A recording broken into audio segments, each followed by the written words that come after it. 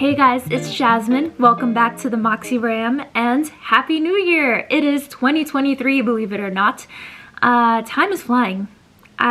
Needless to say, time is flying. I know I am way behind on videos. What, 2 weeks? I was supposed to post last week, didn't do it. Supposed to post this week, didn't do it. But I'm here. Better late than never, right? It's just been crazy busy. Well, we had Christmas weekend. I had my mom's birthday. We had to plan that out for last weekend. Then it was New Year's, and I've just been all over the place. But now that the holidays are over, I'm hoping to get back into the routine of posting once a week, possibly Mondays. You know me. Haven't been too consistent on that part, but I'm trying, guys. I'm really trying. So I wanted to finally show you guys my deer. So one thing, I might be changing the nose on the deer just because the way it came out, it's a little bigger than I would like. And it looks so much cuter on the picture with a smaller nose. But I think it is still cute regardless. I'm so glad I stuck with this and actually finished it. I was contemplating just quitting on it and frogging it out, but I was already too far in and working on all those small pieces. I stayed with it. So it's a white sparkly deer. You probably can't tell the sparkle in the video, but it is sparkle. It's a Hobby Lobby yarn. I went with the fuzzy brown yarn for the antlers, the fuzzy brown yarn for the nose. So see how big the nose is? It kind of sticks out a lot, and I wanted a little bit of a cuter button nose, but I do think it's still cute. And then I went with some fuzzy yarn in like a pinkish color for the scarf. On the eyes, you can see I did put little eyelashes. She is a girl. And I was wondering, you know, oh, I still had to add the tail, I thought. But I looked at the pattern and there is no tail. So I'm thinking of adding one myself because deers have tails. So I might add that. But yeah, so I'm thinking, I don't know, what do you guys think? Do you think the nose is too big? Be honest with me. Does it look too big? Like it's sticking out too much. I did add an extra row to make it come out more, and I'm kind of wishing I didn't, and maybe did one less increase. I don't know. It is still cute though, and it's got such a nice heavy weight to it. So I know wherever I put it for decoration, it's gonna stay, at least until my daughter gets her hands on it. She's coming home in a little bit, and when she sees this, I know she's gonna want to play with it. So I guess I'll let you guys know the durability once she's done with her. But she's so cute, and I'm so happy to have completed it before the winter is over. She wasn't here for Christmas, but she'll decorate the house throughout winter. That's one project. And then I had showed you guys the Anna beanie that I made for my daughter. So I did complete the Elsa beanie. So I got all my shades of blue and white on here. The only thing I didn't do was sew on the button. So as I learned with the Anna beanie, I had put the button too low and it was too close to the edge. So with Elsa, I'm going to put her a little higher up on the beanie just to make sure she's not poking my daughter's eye out. But there she is. Really cute. She's going to love it. She's wearing the Anna hat today. That's that. And then for Christmas, I got 4 pattern books. Not 1, not 2, not even 3, 4. 4 pattern books. Because I don't have enough in that bin up there. And they were on my wish list. Yes, I did ask for pattern books as if I have the time to make a bajillion patterns. But it's nice having a variety, and I just enjoy looking at the projects, even if I don't get to make them the way I would want to. So I'm going to show you the books. So this one I saw in a video by Summer from Summer's Tips and Stitches on YouTube. I thought it was really cute, and I know I had said I wasn't in a amigurumi mood the last couple of weeks. It took me a lot to get through that deer, but every once in a while I do get in the mood. So I'll pick something out of here. I'm hoping there is, I don't know if there is, but if there is, I would like to make a koala. And if there isn't, I'm sure there's a bear in here. That's a very basic animal. And I figure I'll just take the bear and change the colors and make it look a little more koala-y. Just seeing real quick if there is a koala or a bear. There has to be, right? Is this alphabetical order?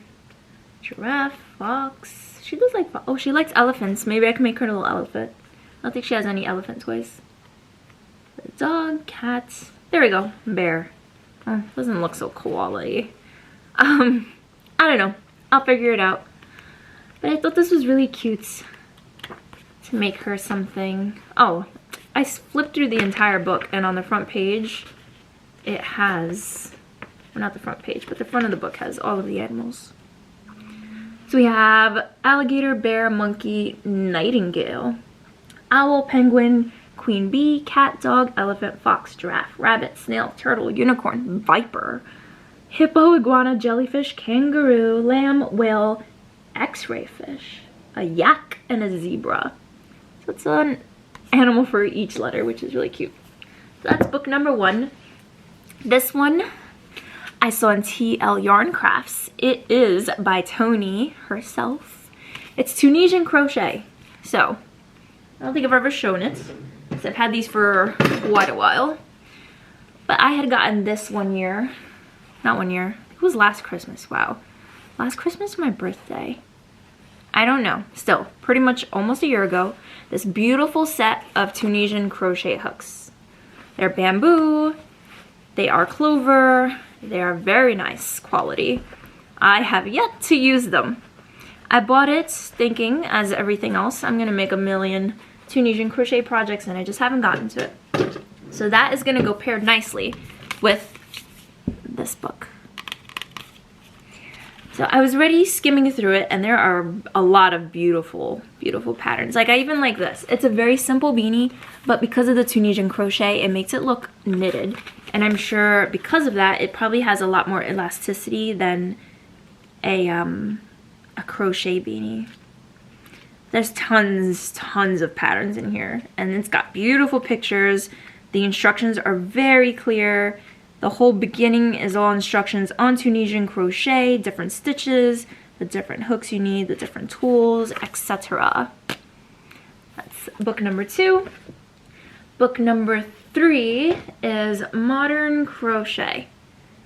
Keep looking out the window because my husband is coming home with my daughter, and I'm trying to get this done before they get here. So I have my Modern Crochet book here. This one I've been eyeing for a while as well. Got it for Christmas, and it has a couple of modern crochet patterns. So I already skimmed through it, and I have some projects marked out that I would like to make.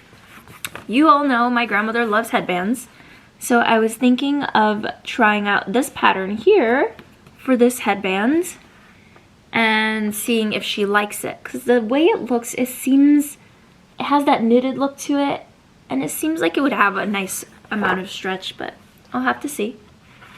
The next one I want to do is this pillow.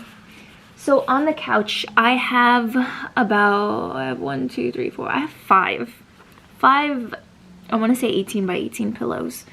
All of them have Christmas sleeves on them, but the sleeves can come off, which would leave me with blank pillows. And I think I have another one in my closet, so that's about 6 pillows. And I want to make covers for them that will suit the next season, which is spring. So those Christmas ones, or, well, I'll probably remove the Grinch pillow because that's for sure Christmas, but the other one is a red and green plaid, and then I have a white like sweater knit sleeve on there. So those are winter. They can make it through the whole winter. But I'm thinking of making an Eastery spring cover with this pattern, which I thought was really nice. So it's bunches of 5 double crochets put together to make this little, it's not so much a bauble, but it gives it like a beehive hexagonal pattern, which I love. I think that's beautiful. So you can do it only on the one side, or you can do it on both sides. I'm probably gonna do the one side. Seems like a lot of work to do both sides for a pillow that's gonna stay facing forward. So that's project number 2. And then project number 3 that I picked out for myself. There are lots of projects I want to work on, but I try to limit myself to 3 to put on my list. Is this linen scarf. So I was looking, let me see if it has a closer image without showing you the pattern. So this is what the scarf looks like. And I thought that was an interesting stitch. I don't think I've ever worked with that type of stitch before. It's such a nice texture. It's so nice. So for these projects, I'm thinking I'm gonna go through my stash that I have and try to use something in there instead of buying more yarn. But the thing is, my husband got me a Michaels gift card with $100. That can give me a decent chunk of yarn. We'll see. We'll see. What else am I gonna buy at Michaels? That's what I go in there for, yarn. And my last book that I got is this one, Crochet You. So this one I had only recently seen, and my mom got it for me as a gift. And it is crochet patterns for dolls, clothes, and accessories. But it's like all inclusive. So even just on the cover, you can see, let me see if I can get it to focus. You can see there's a little boy with an NG tube. You have, is it an NG tube? Yeah, I believe so. Yeah, he's got an NG tube. There's a little girl here also with an NG tube, and she has a trach. You're not gonna be able to really see it. Hold on, I think my camera went into manual focus. There we go. Okay, so you can see here, she's got a little blue collar on, and that's the strap for the trach. You have the little boy on the wheelchair. There's a little girl over here with a prosthetic leg. There's a service dog here for this little girl, and if you look closely, they made her eyes a little different. And I looked in the book, and that's because she has Down's syndrome. They even give you the proportions of crocheting a doll with a body type for Down's syndrome. This little girl down here has some AFOs on her feet. They're little walking assistance devices. The girl back here has crutches. He only has one leg back there. Oh my gosh, I don't know. I thought this was so cute. So cute. So my first job as a nurse after I graduated was as a pediatric home care nurse. I loved the job. I loved it. I loved it. I worked with one little boy for 2 years. And it was such a great experience. I'm at a lack of words, but it's also hard. It's a hard job because you're going to houses not as a babysitter, but you're the nurse of a child with a disease or a condition, and some of these kids were terminal. I had worked with one child that passed away, and that's just heart-wrenching when a child, anyone but a child. Anyway, I can't get too into that because it gets to me.